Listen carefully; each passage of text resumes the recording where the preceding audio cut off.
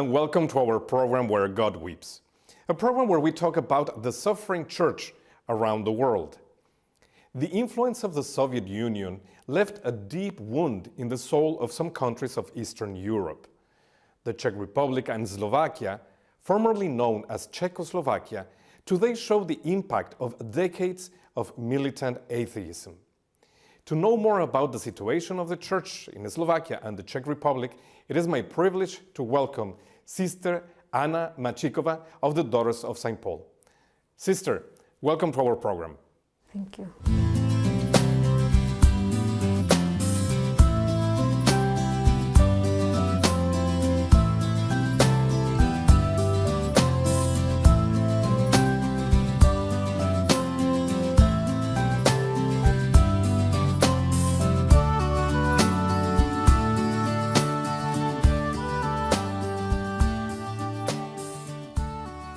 Sister, we're going to focus our conversation today a little bit about your personal life because you're originally from Slovakia, but you work now in the Czech Republic as a daughter of St. Paul.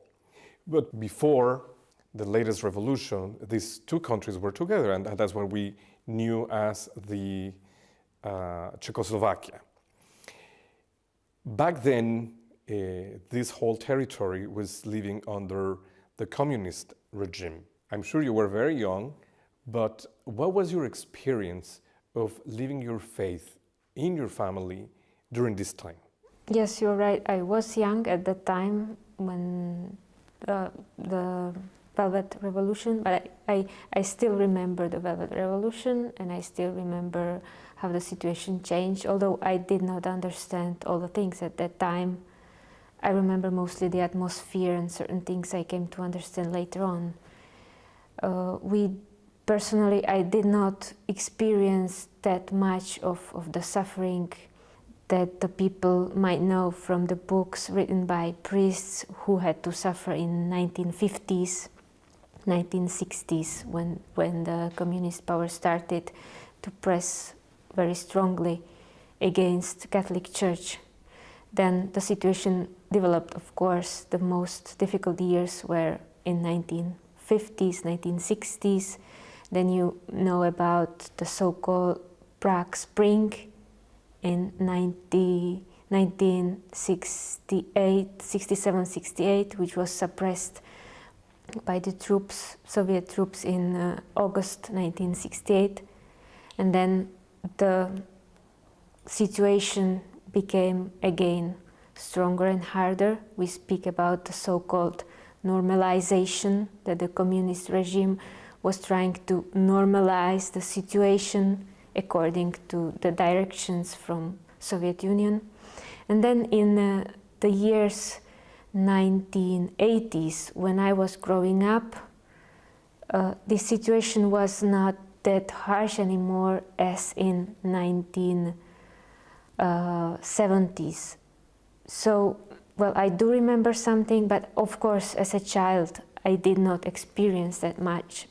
But you grew up in a Catholic family. Yes, I did grow up in Catholic family. You were able to go to church every Sunday, to go and do your first communion, to go to catechism, like the ordinary life that any Catholic child might have in other parts of the world? Yes, we went to church. We went to church regularly on Sunday because my parents decided to live their faith publicly. And did it have consequences for them?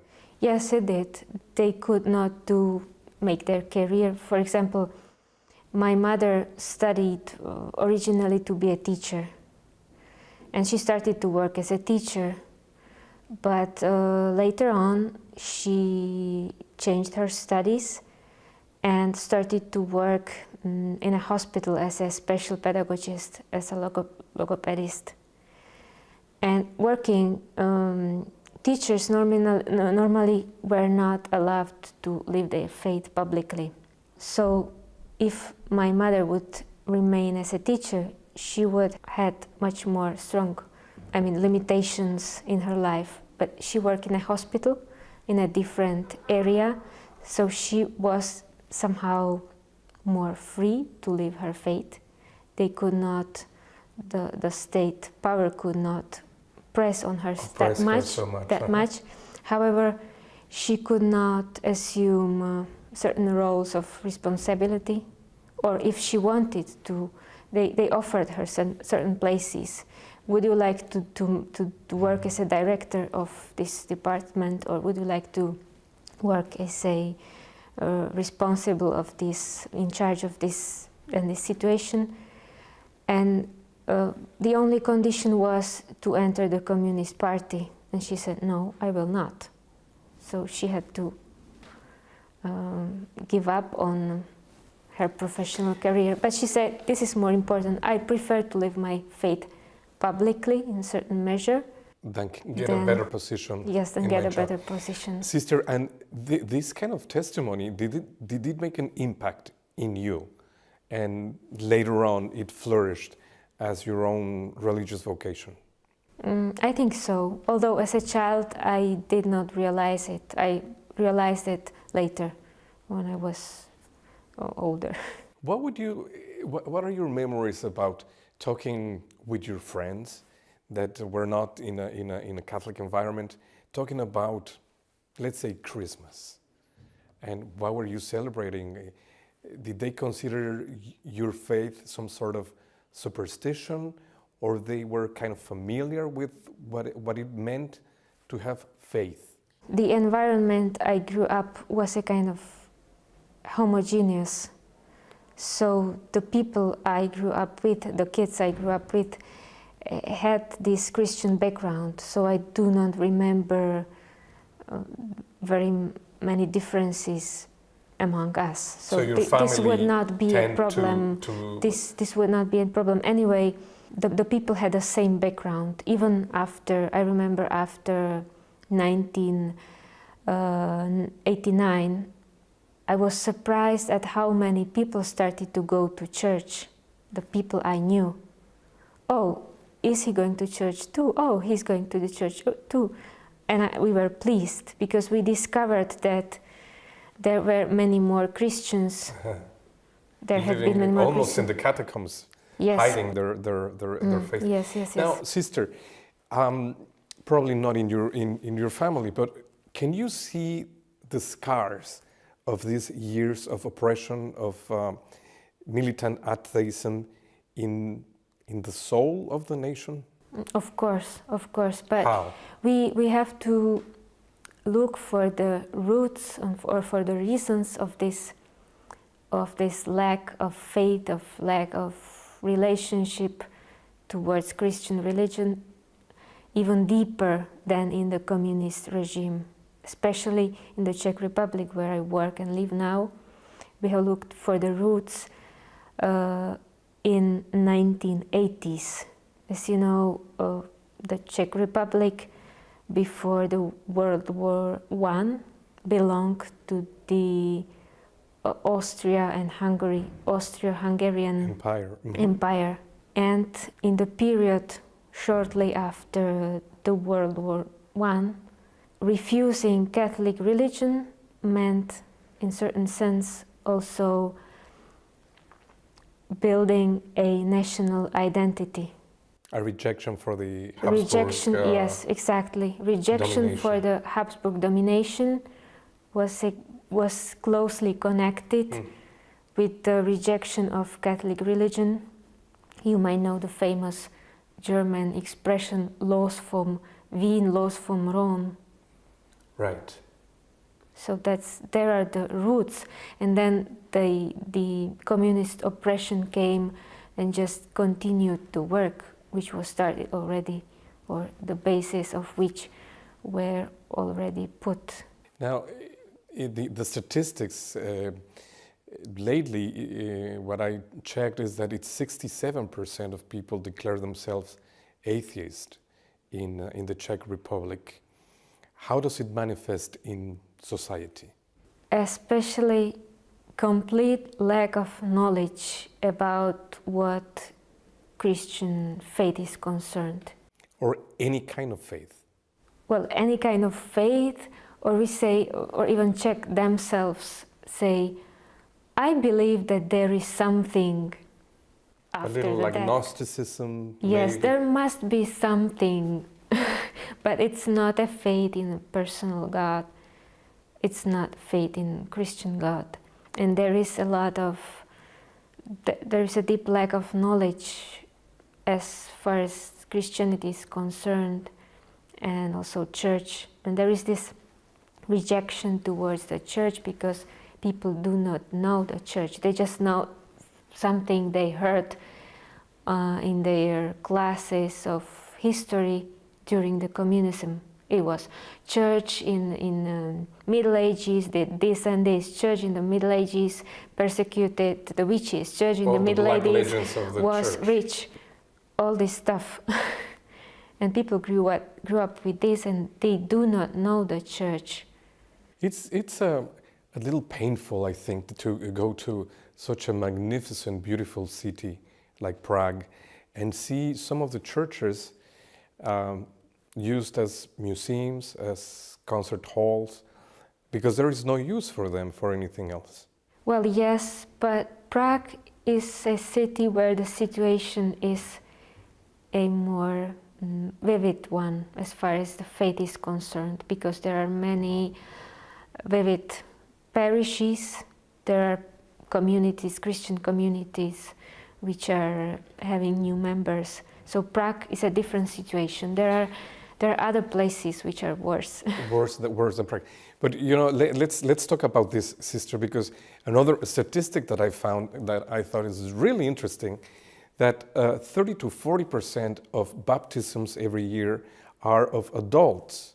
So some people are discovering faith or going back to their faith. Yes, that's true. That's true. And this is, I would say, this is the situation specifically of Prague, because Prague is a city where many university students are coming, who are asking themselves questions about the sense of life, who are looking for the sense of life, and they are sensitive to this question. They are sensitive to the questions of faith. And there are also possibilities in Prague to meet Christians who live their faith, to come into contact with real Christian life. So, but there are places, for example, close to the Germany, the so-called Sudetenland, which are, there are hardly any people at Sunday Mass. There are 2 or 3 older people at Sunday Mass. Now, as we mentioned earlier in the program, Slovakia and the Czech Republic, they used to be Czechoslovakia. And this reality is quite contrasting in Slovakia, isn't it? As far as the statistics are concerned, yes. Yes, because there are a higher percentage of Catholics in Slovakia. However, I would say that the church in Slovakia is going through her hard times too, because something different is religion and something else is the faith which is being lived in everyday life. But why do you make this difference between these two? Because we cannot be satisfied with the fact that there are still, I don't know how many, 60% of inhabitants saying themselves to be Catholics, if the ordinary choices in the everyday life are not according to the Christian values. How many discussions are there going on in this situation of people coming from different countries, this hostility towards people from other countries, or even, well, all the discussions about the family life, about the union of homosexual couples. We can see that the message, the Christian message, is not as much received as it would be supposed to according to the statistics. Right. So one thing is to have a paper that Yes. identifies me as Catholic, and something completely different is how I live my life according to Christian values. Now, you belong to the Daughters of St. Paul, and your congregation is devoted to evangelization through publishing, through media in some cases. So tell me about your experience. I mean, you're working in this very hostile environment. Hostile, not probably aggressive like it could be in the Middle East or in some parts of Africa, but nevertheless, it is hostile in the sense that it is not the ideal situation to talk about faith, to talk about Christian values. So how do you develop your apostolate? This is a nice challenge we are supposed to face, to make people experience that the church and Christian religion is not an enemy. The church is not an enemy. The church is not something which is opposed to life or to the joy of life.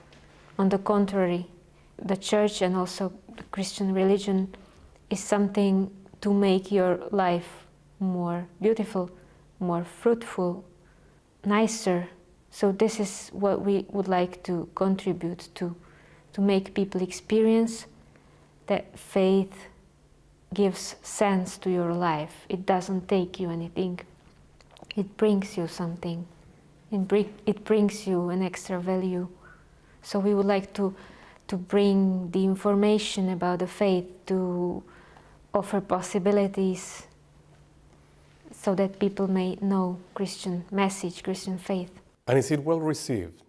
Well, it is, because I would say Czech nation has a very deep hunger for truth.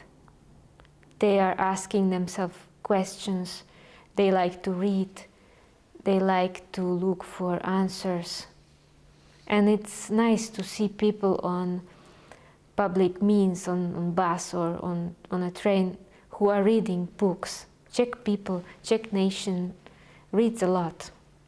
That's definitely an advantage for the Daughters of St. Paul. Definitely. Yes, it is. Yes, it. How many books do you publish a year? We published around 25 book titles a year. And there are specifically topics of faith, of theology, of philosophy, or there is something more broader in terms of human values that at the end up being Christian values as well? Yes, but we are specific. We are specific in Christian field because there are other publishing houses who publish books on values, and we think it's our task to bring what is specifically Christian. And we experience also that people expect this service from us. They expect, if you are not the ones who bring Christian message, who is supposed to bring it? So it's your job. One of the questions would be, how did you end up becoming a nun, a daughter of St. Paul? And if it happened to you, it could happen to some other young women. Yes, it could happen. I hope it happens. How do you promote your vocations? Well, we are happy with our life and we think it's enough. It should be enough, shouldn't it? Your testimony. Yes.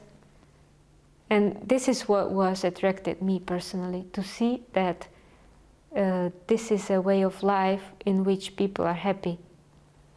And I knew many religious people when I was a small child, and I saw them happy.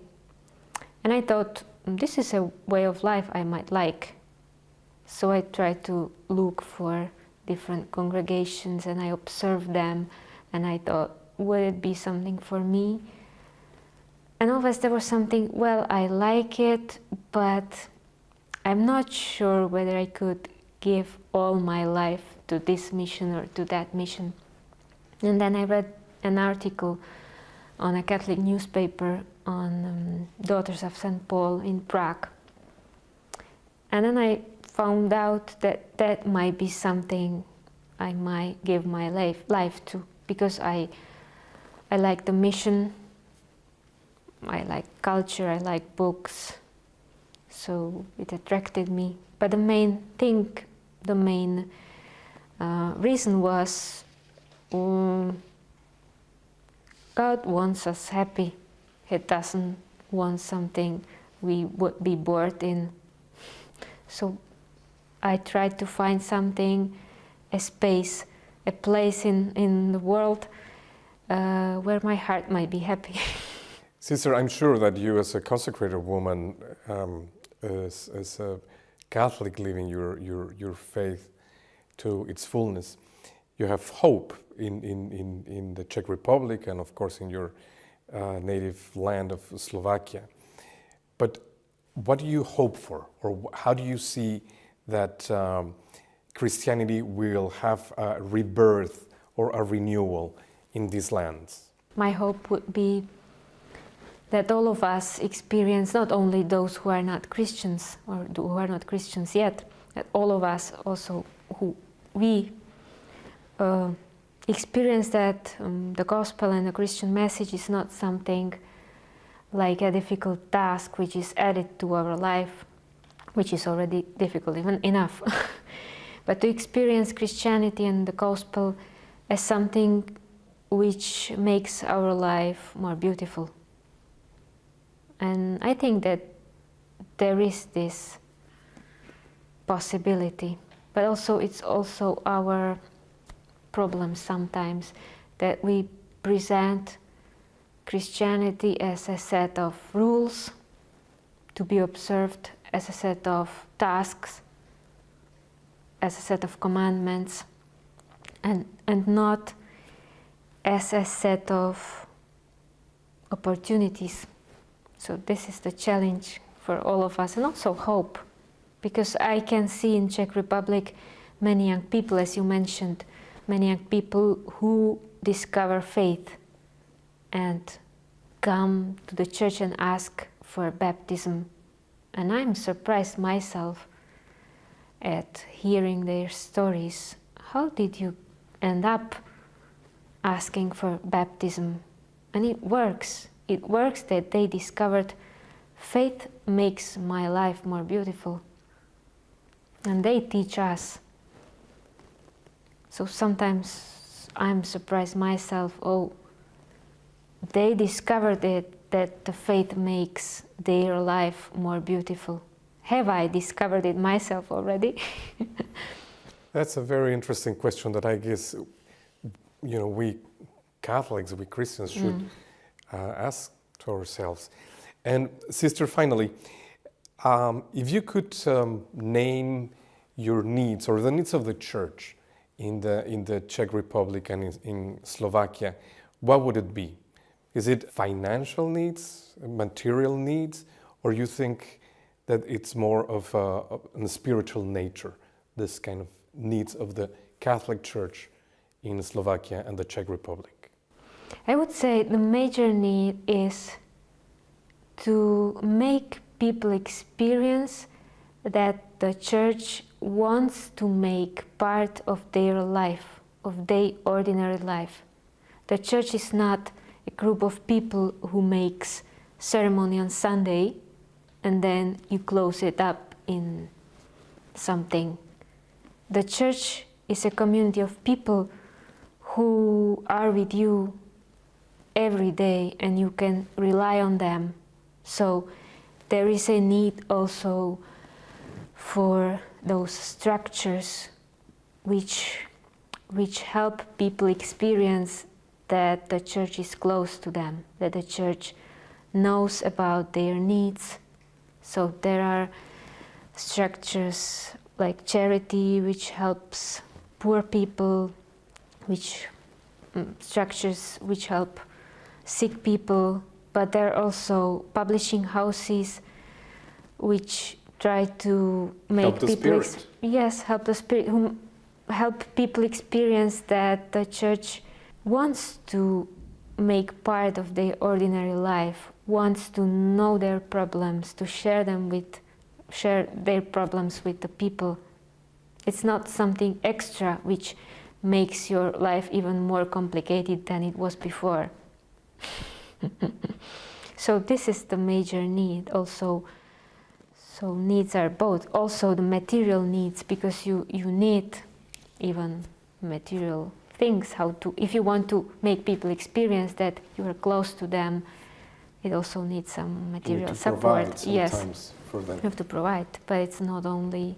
Yes, this is what we struggle with. That, for example, our publishing house, our print runs are to be low.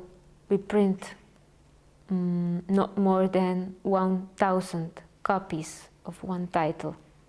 Well, if the book sells well, we reprint it, but we start with 1,000 copies. And we try to maintain the price affordable. And with low print runs, it's more difficult to maintain the price low. So this is our struggle. Because if you print books which are expensive, you don't make people experience that the church is close to them. Yeah, so, and it's not a business. It's really just a mean to reach all these people. Well, sister, I'm sure that our audience, our viewers, will show their solidarity with their prayers and with their support for this wonderful work that you do in the Czech Republic and in Slovakia. And thank you for being with us today, sister. Thank you. And thank you, ladies and gentlemen, for being with us in another program of Where God Weeps. If you want to know more about the work of the Daughters of St. Paul around the world, we encourage you to contact the information at the end of this program. Thank you, and God bless.